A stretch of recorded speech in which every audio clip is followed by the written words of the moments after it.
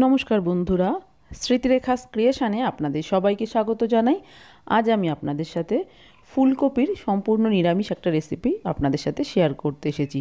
খুবই পরিচিত একটা রেসিপি, প্রত্যেক বাড়িতেই কম বেশি রান্না হয়ে থাকে। আমি কিভাবে আজ রান্না করেছি সেটাই আপনাদের সাথে শেয়ার করব। আসুন তাহলে দেখে নেওয়া যাক আমার আজকের এই সম্পূর্ণ নিরামিষ ফুলকপির রেসিপি।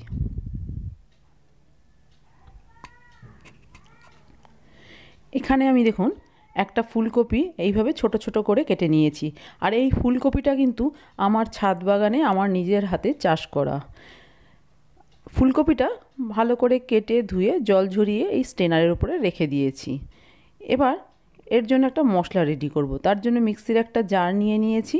এবার এই জারের মধ্যে দিয়ে দেব 1 চামচ হলুদ সর্ষে, দিয়ে দিচ্ছি 1 চামচ পোস্ত, আর দিয়ে দেবো বেশ কয়েকটা ভাঙা কাজু। এই সব কিছু শুকনো অবস্থাতে মিক্সিতে দিয়ে একটু ঘুরিয়ে নেব। এখানে আপনারা কালো পোস্ত ব্যবহারও করতে পারেন। দেখুন ঘুরিয়ে পাউডার তৈরি করে নিয়েছি।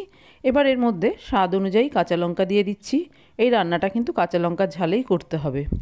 দিয়ে দিচ্ছি নারকেল কোড়া। আপনার কাছে এমনি নারকেল থাকলে সেটাও দিতে পারেন।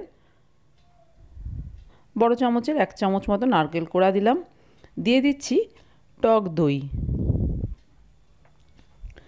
আপনারা চাইলে জল দিয়েও কিন্তু পেস্টটা তৈরি করে নিতে পারেন, পরে দইটা মিশিয়ে নিতে পারেন। আমি একবারেই মিক্সিতে পেস্ট করে নিচ্ছি, তাহলে দইটাও বেশ ভালো মতো ফ্যাটানো হয়ে যাবে। কড়াইয়ের মধ্যে দেখুন বেশ কিছুটা তেল গরম করে নিয়ে এবার ফুলকপিগুলো তেলের ওপরে দিয়ে দিলাম। ভালো করে নেড়ে চেড়ে ফুলকপিগুলোকে ভেজে নিতে হবে। এমনভাবে ভাজা করতে হবে যেন ফুলকপিগুলো সেদ্ধও হয়ে যায়। দিয়ে দিচ্ছি স্বাদ অনুযায়ী লবণ আর হলুদ। এবার এই লবণ হলুদ দিয়ে ভালো করে নেড়ে চেড়ে দেব। লবণ দিলে কপির মধ্যে লবণটা ঢুকে যাবে, খেতেও বেশ ভালো লাগবে। দেখুন ভালো করে নেড়ে চেড়ে দিয়েছি। এবার ঢাকা চাপা দিয়ে কপিটা সেদ্ধ হওয়া পর্যন্ত ভালো করে ভেজে নেব। বেশ কিছুক্ষণ ঢাকা চাপা দিয়ে কপিটা ভালো করে ভেজে নিয়েছি। দেখুন কপিগুলো ভাজাও হয়ে গেছে আর কপিটা কিন্তু ভালো মতো সেদ্ধও হয়ে গেছে। এবার এই ভেজে নেওয়া কপি আমি নামিয়ে নেব। এদিকে একটা টিফিন বক্স নিয়ে নিয়েছি। এবার এই টিফিন বক্সের মধ্যে প্রথমেই দিয়ে দেব মিক্সিতে বেটে রাখা মশলা।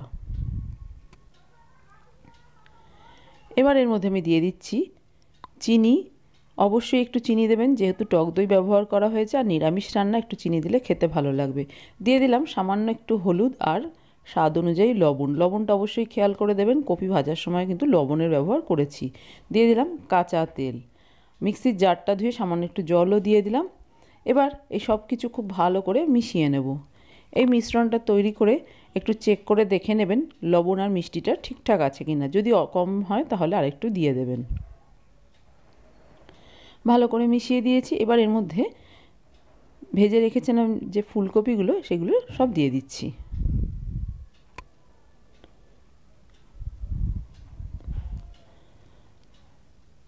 সমস্ত ফুলকপি দিয়ে দিলাম টিফিন বক্সের মধ্যে। ভালো করে একটু মশলার সাথে নেড়েচেড়ে মিশিয়ে দিচ্ছি।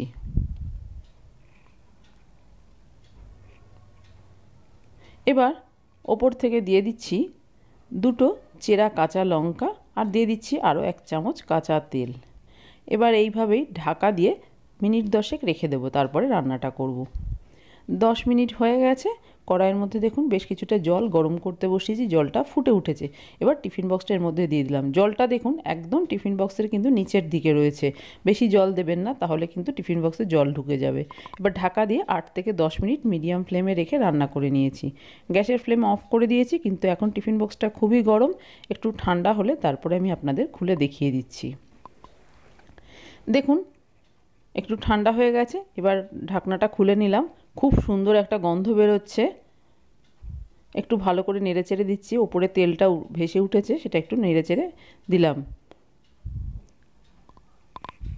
দারুণ টেস্টি একটা নিরামিষ রান্না চটপট তৈরি করে নেওয়া গেল। তৈরি হয়ে গেছে আমার আজকে নিরামিষ ফুলকপি ভাপার রেসিপি। খুব সহজ, চটপট হয়ে যায় আর যে সমস্ত উপকরণ দিয়েছি প্রত্যেকটাই আমাদের বাড়িতে থাকে।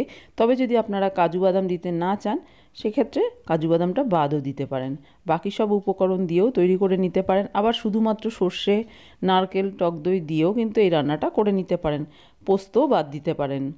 আমার আজকের এই নিরামিষ রেসিপি আপনাদের কেমন লাগলো বাড়িতে করে দেখতে পারেন। ভালো লাগলে একটা লাইক, শেয়ার, কমেন্ট করবেন। আর আপনি যদি আমার চ্যানেলের নতুন বন্ধু হয়ে থাকেন তাহলে আপনার কাছে একটাই অনুরোধ, আমার চ্যানেলটা সাবস্ক্রাইব করে আমার পাশে থাকার। আপনারা সবাই খুব ভালো থাকবেন। আপনাদের সাথে আমার আবার দেখা হবে অন্য কোনো নতুন ভিডিওতে, নতুন কোনো রেসিপির সাথে।